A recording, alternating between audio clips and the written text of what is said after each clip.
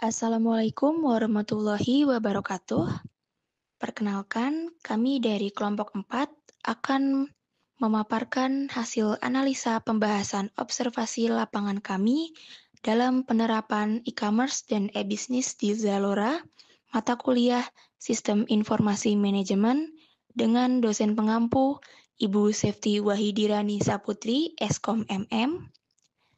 Sebelumnya, perkenalkan, kelompok kami beranggotakan Fauzan Hardian, Inka Dwi Septiani, Raira Emilia, dan Siti Fadilah.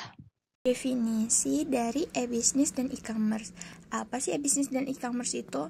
Nah, e-business itu adalah kegiatan bisnis yang dilakukannya itu secara digital melalui internet.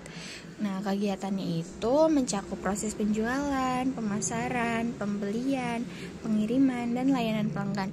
Sedangkan e-commerce itu merupakan bagian dari e-business yang secara khususnya itu berkaitan dengan transaksi jual beli barang atau jasa secara online. Nah, perbedaan e-business dan e-commerce itu terbagi menjadi dua. Secara fokusnya itu, kalau e-business itu semua prosesnya itu berbasis digital, sedangkan e-commerce itu cukup hanya transaksi jual beli aja. Lalu yang kedua itu dari segi ruang lingkupnya, kalau e-business itu lebih luas, termasuk di dalamnya itu ada e-commerce. Nah, sedangkan e-commerce itu lebih sempit ruang lingkupnya. Nah, lalu tujuan e-business dan e-commerce itu, yang pertama, e-business itu memiliki tujuannya itu yang lebih luas, yaitu mendigitalisasi seluruh proses bisnis, mencakup peningkatan efisien kerja, komunikasi, layanan pelanggan, manajemen data, sehingga bisnisnya itu bisa berjalan lebih modern dan kompetitif di era digital sekarang ini. Nah, lalu e-commerce itu bertujuannya itu mempermudah proses jual beli secara online. Nah, dengan ini penjual itu bisa menjangkau lebih banyak konsumen, sementara pembeli itu bisa belanja lebih praktis tanpa datang ke toko. Selain itu, e-commerce juga mempercepat transaksi, menghemat biaya, dan mempermudah pembayaran serta pengiriman. Beberapa manfaat e-business dan e-commerce, yaitu adalah salah satunya analisis dan personalisasi, dan yang kedua, inovasi dan peningkatan produk, ketiga, peningkatan efisiensi rantai pasok, keempat, layanan pelanggan yang lebih baik, kelima, penghematan waktu dan biaya bagi konsumen, keenam, fleksibilitas dalam memenuhi permintaan, ketujuh, pengumpulan data dan analisis yang mendalam, 8. Pengurangan dampak lingkungan. Ke-9. Aksesibilitas bagi penyandang disabilitas. Ke-9. Kesempatan untuk UMKM.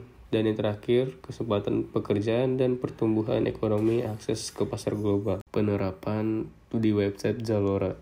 Zalora mengimplementasikan sistem e-commerce berbasis platform online, aplikasi mobile, CRM atau Customer Relationship Management, Supply Chain Management, keamanan sistem, dan Big Data Analysis untuk mendukung operasional yang aktif dan efisien.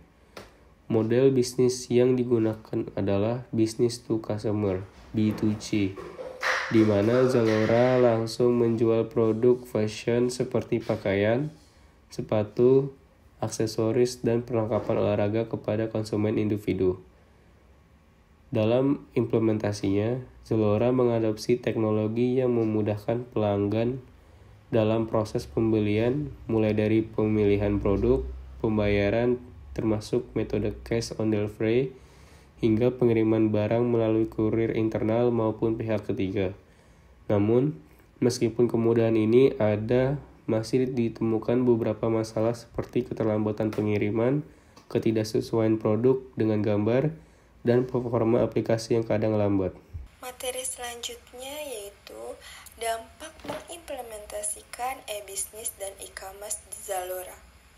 Yang pertama, ada meningkatkan kepercayaan dan loyalitas konsumen melalui sistem keamanan transaksi yang kuat dan andal. Yang kedua, memberikan pengalaman belanja yang lebih baik dengan sistem informasi yang lengkap, akurat, dan mudah dipahami, sehingga konsumen dapat membuat keputusan pembelian dengan lebih percaya diri.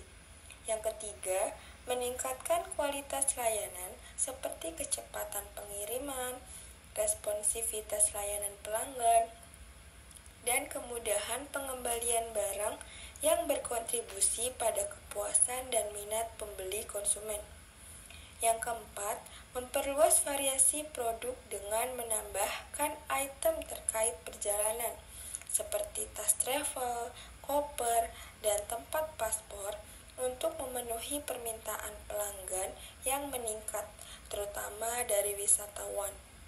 Yang kelima, meningkatkan minat beli konsumen yang berdampak pada pembelian ulang dan rekomendasi dari mulut ke mulut yang positif.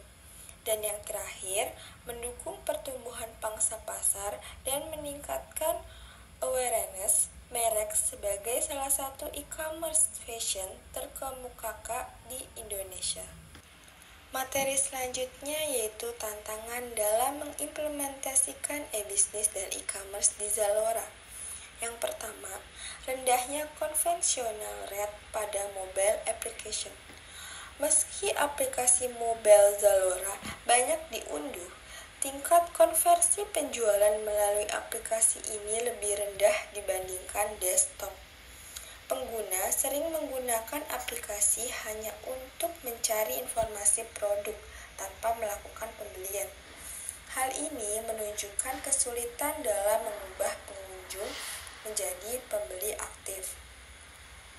Yang kedua, persaingan ketat dan harga.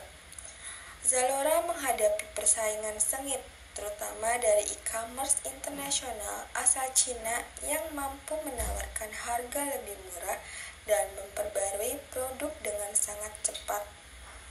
Zalora kesulitan bersaing dalam peran harga dan frekuensi produk baru, sehingga harus fokus pada kualitas produk dan layanan pelanggan untuk membedakan dirinya. Yang ketiga, kualitas layanan dan sistem aplikasi. Pengguna menilai kualitas layanan e-commerce Zalora kurang memuaskan, terutama dalam hal kemudahan penggunaan aplikasi, ketersediaan sistem yang sering mengalami error atau crash, serta desain aplikasi yang kurang menarik dan navigasi produk yang sulit. Hal ini memengaruhi kepercayaan dan niat beli ulang konsumen. Yang keempat, ada ancaman produk pengganti dan pendatang baru. Zalora juga menghadapi ancaman kuat dari produk pengganti seperti pasar tradisional, mall, butik, dan outlet fisik, serta banyaknya online shop baru yang bermunculan. Hal ini melemahkan posisi Zalora di pasar e-commerce fashion. Dan yang terakhir ada perubahan perilaku konsumen dan kebutuhan fleksibilitas. Pandemi mempercepat pergeseran ke belanja online, tetapi konsumen juga menginginkan fleksibilitas seperti opsi pengambilan barang di toko fisik. Zalora harus terus beradaptasi dengan perubahan kebutuhan konsumen yang cepat dan dinamis. Dari tantangan yang dihadapi Zalora dalam penerapan e-bisnis dan e-commerce, terdapat beberapa cara yang dilakukan Zalora untuk mengatasi tantangan tersebut. Di antaranya yang pertama, meningkatkan conversion rate pada mobile app. Zalora menggunakan strategi retargeting dengan teknologi periklanan online modern, seperti bekerja sama dengan perusahaan retargeting Sriteo dan RevX untuk menampilkan iklan yang sangat personal dan sesuai lokasi pengguna. Hal ini meningkatkan conversion rate pengguna baru hingga 65% dan engagement aplikasi sebesar 45%. Yang kedua, memperluas kategori produk dan jaringan. Zalora menambah kategori produk baru seperti health and beauty, kids, luxury, dan home, serta memperluas jaringan brand untuk memperbesar pilihan produk dan menarik lebih banyak pelanggan. Lalu yang ketiga, mengoptimalkan strategi pemasaran digital dan influencer. Zalora aktif menggunakan kampanye pemasaran melalui media sosial, terutama dengan melibatkan influencer TikTok dan Instagram untuk meningkatkan engagement dan brand awareness. Program Community Influencer Program atau CIP juga membantu membangun loyalitas pelanggan melalui review dan rekomendasi produk. Selanjutnya yang keempat, meningkatkan metode pembayaran dan kemudahan transaksi. Zalora bekerja sama dengan penyedia layanan pembayaran seperti OVO dan Kredivo untuk menambah opsi pembayaran yang lebih fleksibel bagi pelanggan, sehingga memudahkan proses pembelian. Lalu yang kelima, mengembangkan fitur dan pengalaman pengguna. Zalora terus memperbaiki fitur di aplikasi dan situs web, termasuk kemudahan navigasi, fitur cashback, hadiah, serta kemudahan pengiriman untuk meningkatkan kepuasan pelanggan. Dan yang terakhir, menggunakan data dan teknologi untuk prediksi penjualan. Zalora memanfaatkan platform analitik seperti Trender untuk memberikan data dan prediksi penjualan yang lebih akurat, membantu brand dan Zalora dalam mengambil keputusan bisnis yang tepat. Itulah cara yang digunakan oleh Zalora dalam menghadapi tantangan penerapan e-bisnis dan e-commerce-nya. Dari analisa kami mengenai penerapan e-commerce dan e-bisnis di Zalora, dapat kami ambil kesimpulannya bahwa Zalora telah sukses mengimplementasikan e-bisnis dan e-commerce dengan memanfaatkan teknologi digital seperti aplikasi mobile, CRM, dan Big Data untuk mendukung operasional dan model bisnis B2C yang meningkatkan kepercayaan konsumen, kualitas layanan, variasi produk, serta pangsa pasar. Meski menghadapi tantangan seperti rendahnya conversion rate aplikasi, persaingan ketat, dan perubahan perilaku konsumen, Zalora mengatasinya dengan strategi retargeting iklan, perluasan produk, pemasaran digital melalui influencer, metode pembayaran fleksibel, dan pengembangan fitur aplikasi. Sehingga terus berinovasi untuk mempertahankan posisi sebagai e-commerce fashion terkemuka di Indonesia. Baik, sekian pemaparan hasil analisa pembahasan observasi lapangan penerapan e-commerce dan e-bisnis di Zalora dari kelompok kami. Kurang lebihnya mohon maaf. Wassalamualaikum warahmatullahi wabarakatuh.